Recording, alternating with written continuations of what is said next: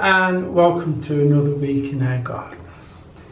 It's a dry day and it's overcast today, which is a good day to let the plants recover a bit from all that heat they've had. We've gone frost, rain, heat.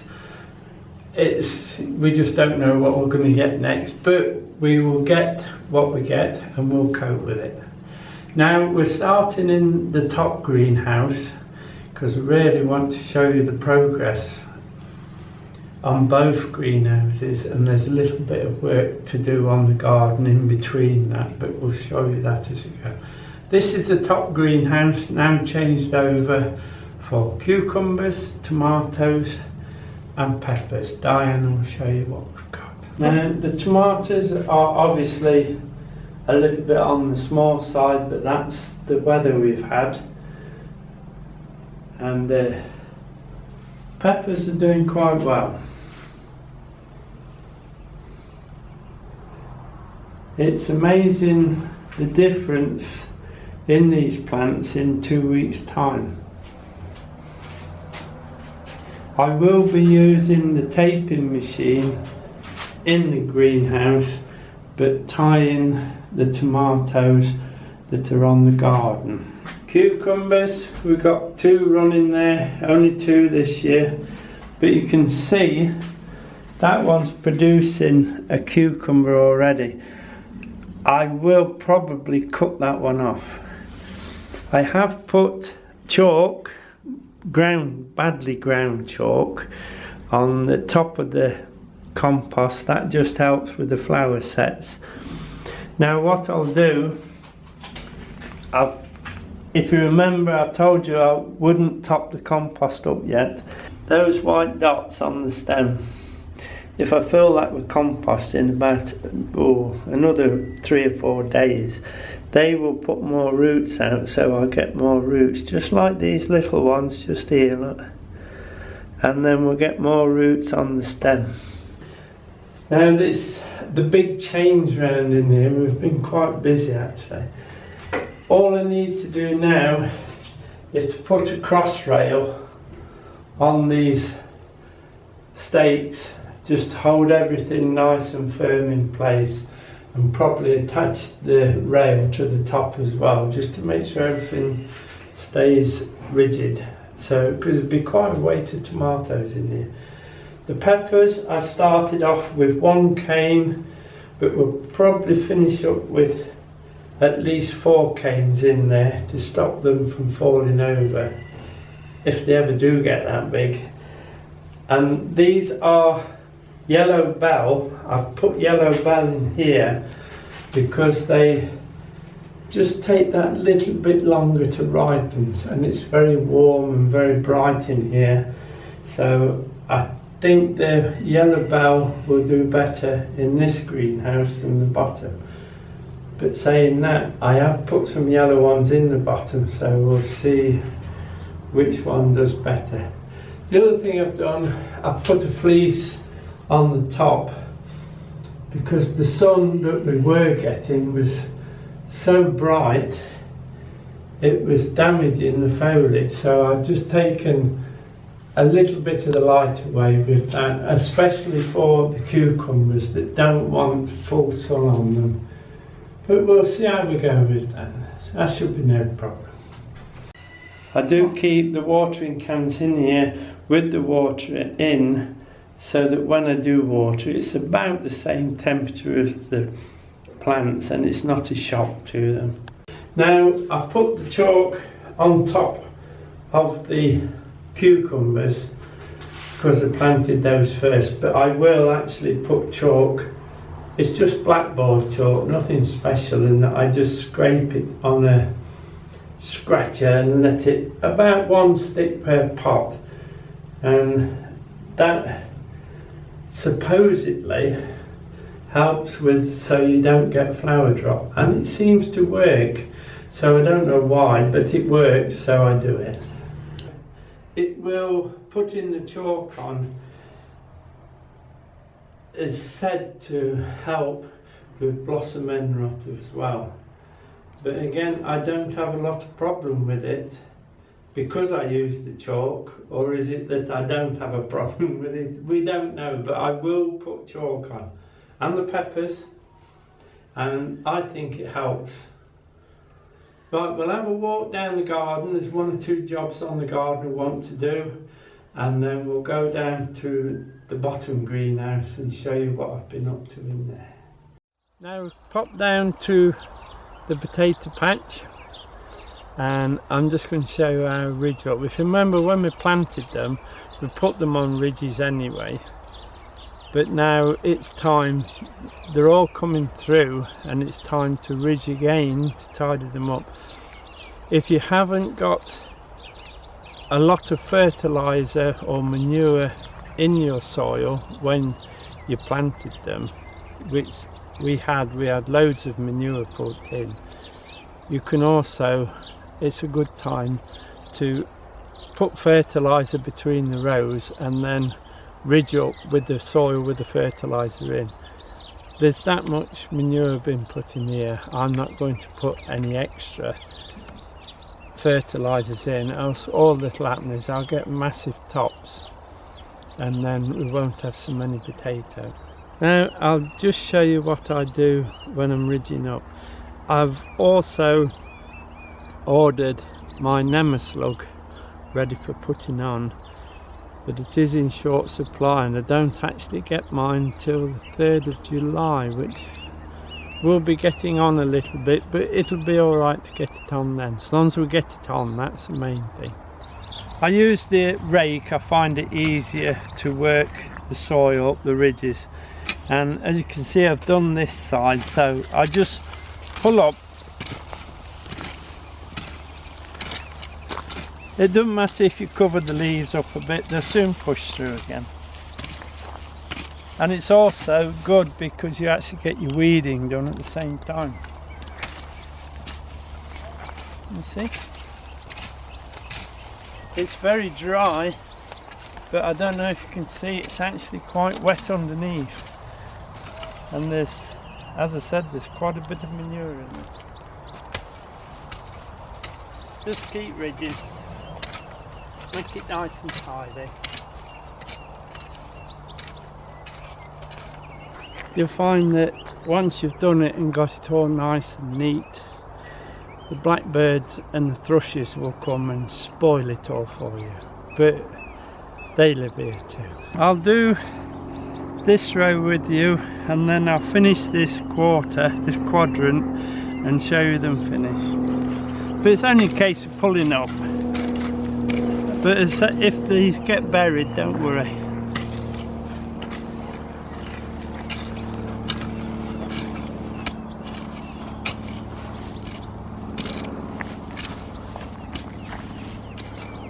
Leave a nice big ridge in between.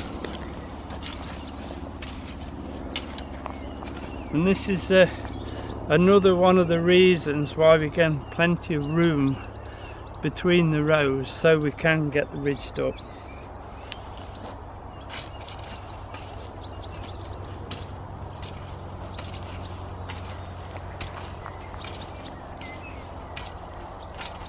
As you can see, it's very wet underneath. It should be alright.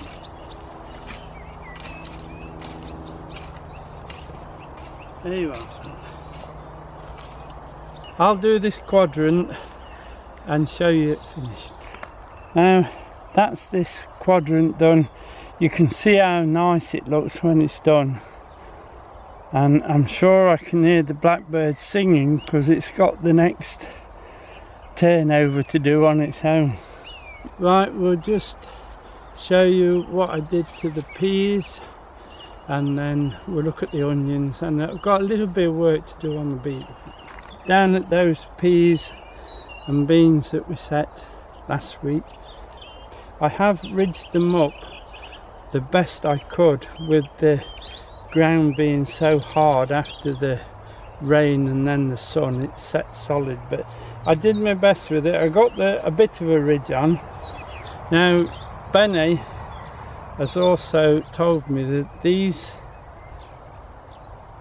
peas, purple podded peas, are a bit shy to climb the canes. I put a pea net on there first before I put the bird protector on, so that it'll just help them get going up, which it is doing. They are grabbing it now. Apart from the twiggy sticks, I now have a pea net for them to climb. The yellow beans have took off very well. I've been continuing to plant tomatoes. I've actually finished that plot over there. Now I've started putting them into this plot, and that'll be about it at this end. There's a few left over which I'll plant down at the bottom near the greenhouse, but I'll show you that. I've put the tomatoes in. It looks like they want another watering actually. I've run out of the stakes, so the back lines, 2 lines or a line and a bit anyway, I should put them on bamboos, because I'm not going to start cutting now. It's too late in the season. I've got a lot to do. I've put the bottles in, as you can see. Each one had its own bottle, and when it comes to feeding or watering, it's a lot easier just to go down the lines. And then for harvesting, we will walk straight down the lines, because between the two I shall plant some marigolds. I've got them down there, and that is the next job to do for the tomatoes. Put the marigolds between and get everything going. Now I put the marigolds in because that helps to keep the aphids off. I shall also not be using the tying machine outdoors. I'm going to use string, because if it falls on the garden at the end of the season, I'm looking for it all winter, digging bits up. But if I drop the jute string on the garden, it rots away. The old celery leaves are been bleached a bit with the sun, but if you can see, the new growth is coming through now, nice and green. So I should keep watering them so we can get loads of new growth, and we might be able to take 1 or 2 as young plants then. This is the onion plot, doing quite well. I've hoed them this morning and I was looking. I think I've lost 4, and 3 of those were the heat treated ones. So the plants from seed have actually only lost 1. As you know, with the onions, we need to keep them growing as fast as possible so we can get to the longest days, so we've got good tops. If you can imagine the tops of the onion, if you've got 5 leaves up one side of the top, you'll have 5 layers around the onion. So the more leaves, the more onion layers you'll get to make a nice bulb. The thing is to keep feeding them at least once a week, good balanced fertilizer. Keep them nice and moist in dry weather, no weeds if you can help it, and then when we get to the longest day, we'll have a nice top so that the bottoms will fill out and mature. There you are, here's an example. Look, we've got 1, 2, 3, 4. So that bulb, if it's left now, will have 4 layers, so it won't be very big. So we need more top, maximum top, better onion. Now we're going to have to feed as much as possible, at least once a week. Keep them watered, because we are about 3 weeks behind with the season. Now while we've been on the onions, I have noticed this one here. If you can see it, it's got 1 leaf there, and this is round. So this is what happens here. Look, they have to split the cells before they do it. So if you see one like that, just open it up like that, and it will release the onion again to grow. You see that leaf will open up now on that split and then come as a normal onion. Stop this splitting. Season, I'm afraid, is running late. There's nothing we can do but make the best of it. So feed them, water them, keep the weeds down. Now there are a few getting leaf trapped. Just leave them, they'll sort themselves out. They're looking good, and as we come now to the longest day, we can get them bulbs swelled up and then get them ready for harvest. This is the beetroot bed. As you can see, the soil is beginning to crack a little bit because the top is drying out. There's plenty of moisture underneath. So I now need to hoe it because there's a weed or two coming in as well. So I'll use this small hoe and go between the rows and just take the weeds out and break the top, look. You see, there's your weed, look. Let's take him out. You can see the soil's cracking terribly with the heat, but it doesn't take long just to take them out. I'll just go underneath now and do this. And remember, if you hoe in good dry weather like this, those weeds will die on top and you won't have to, they won't be replanting them as you hoe. I'll do one row and then I'll finish it later. Let me do from here, it's easier. Now remember the small hoe, so I can stay between the rows of beetroot, because whatever you do, you don't want to hit the beetroot with the hoe, else you could lose the plant. So just nice and gently, not pushing too hard. This is the same hoe that I use between the onions. Just keep it going shallow and don't go deep. And if you see a weed, just take it out. You see?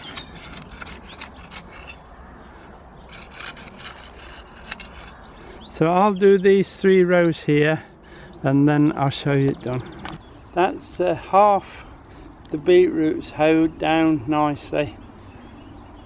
They might need a little bit of feed just to finish them off, but they're standing well, there's no problem at the moment. Now that's half the beetroot bed hoed.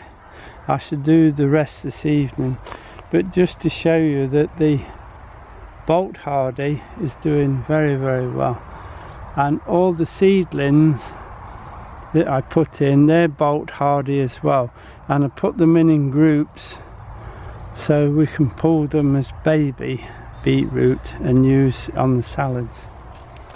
Now with a few sweet corn to put in, not many, I think there's only 4 trays left, but we'll pop these in. I'm putting them 12 inches, maybe a little bit less apart, and we're taking them out of these tall root trainers. You remember me setting these in there. Let's have a look. All the rest have been fine, so there you are, look. Nice big plant with a nice big root, and they've done very, very well. Let's get them in. The bulb planter apart, look, and then you say put them nice and deep. Good rocking, and then this is where I need my tool to push it out and save me doing my hands. There you are. As they dry out, I'll break them up a little bit and mix them in. As you can see, there's plenty of manure in it. Right, let's get some in. Lovely plant, bit on the dry side, but they were watered this morning first thing, and I'll use the hand fork and just break that around so it breaks that shininess off it, and then just clean round. I'm going to try the next one. There you are, look. Nice plant. Push them in and then do some round. do that so you can see.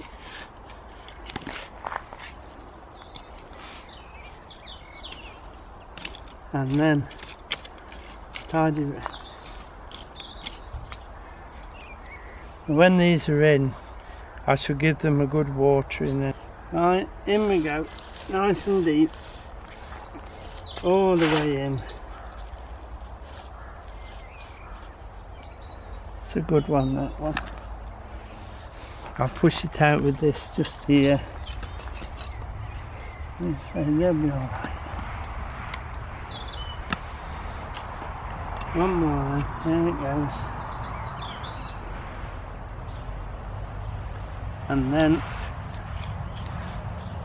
break that soil on the edges of that pothole, if you like. And then just firm it ish, don't make them too tight. I'll put these few in. We'll keep them in a square as much as possible because they're wind pollinated, and then I'll show you the pot finished. That's the sweet corn planted. I use these long root trainers to grow the sweet corn. Very pleased with them. We had some really good rooted plants in them. Now we got those planted, we'll pop into the bottom greenhouse and show you the progress in there. Now I'll just show you what's left and what I've done in this bottom greenhouse. Now all the bedding plants have all been planted around the house, which will show you when they're established, because rather nice. Now mainly in here is peppers, because I always think it gets hotter down here than the top greenhouse. But the top greenhouse gets a little bit more sunlight than this one. We'll see how they go on this year. These are all bullhorn, and up to there's 2 aubergines. I don't think they're going to make it because they should be up here by now. But we'll see how we go. These along the bank, again, a bit on the small side. They're King of the North, the reds. Quite hard, I think. If you had a mild summer, you could quite happily grow those outdoors, but we've got them in here now. These 3 down here, I've got all different pots because that's the way it is this year, but those are also King of the North, and a bit of basil as well. This basil was grown from seed. It's doing quite well, and it'll love it in here nice and warm. I did have more basil than that, but Gemma came yesterday, so I've still got 3. I'm fine. She took all her other plants as well, which was a blessing. Made me some more room. Now, if you remember, we've got that yellow bell up in the top greenhouse, and I put 2 in here to see the comparison between the 2 greenhouses. Plants are the same size, we'll see how they get on. And this one is the only hot pepper I'm growing this year. Not very fond of hot peppers, but Diane likes them for cooking, so we'll grow one just here. I'm always asked what I feed my tomatoes and my peppers and everything really on the garden. So I'll show you now what I feed with. It's just the organic garden fertiliser for all vegetables and flowers. Not a lot of problem. I think there's more seaweed than anything else in there, but I use it every year because it works. Now that'll be it for this week. I hope you've enjoyed it. Many thanks for watching. Thank you for subscribing. And next week, I think, looking out, we better pick some of that rhubarb next week, get some frozen down ready for winter. And there's 1 or 2 other jobs need doing. And the leeks, I was going to put the leeks in, but they're still not quite there yet. But we'll have a look next week. That's it, folks. Thank you for watching. Take care, everyone. See you next week. Bye now.